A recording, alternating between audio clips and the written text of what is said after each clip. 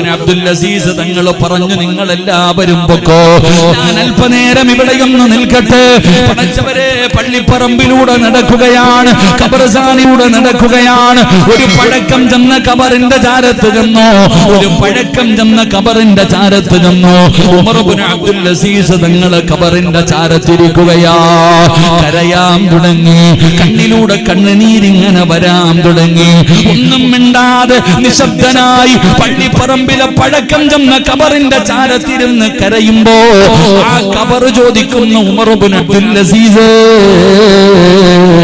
ഇരിക്കാൻ തുടങ്ങിയിട്ട് ഒരുപാട് സമയമായല്ലോ. ഖബർ ചോദിക്കുകയാണ്, ഒരുപാട് നേരം കൊണ്ടിരുന്ന് കരയുകയാണല്ലോ, എന്തേ എന്നോടൊന്നും ചോദിക്കാറില്ലേ? ഇതിനകത്ത് കിടക്കുന്ന മനുഷ്യന്റെ അവസ്ഥ നിനക്കറിയണ്ടേ? ഉമർ ഇബ്നു അബ്ദുൽ അസീസ് തങ്ങളെ കരഞ്ഞുകൊണ്ട് ചോദിക്കുന്നു, ഖബറേ, എങ്ങനെയാ നീ പെരുമാറുന്നത്? മസഖത്തുൽ അഖ്ഫാൻ വശദഖത്തുൽ മുഖ്ലതൈൻ വഅകൽതുൽ ലഹുമാ. ഖബറിങ്ങനെ വിശദീകരിച്ചു കൊടുക്കുകയാ.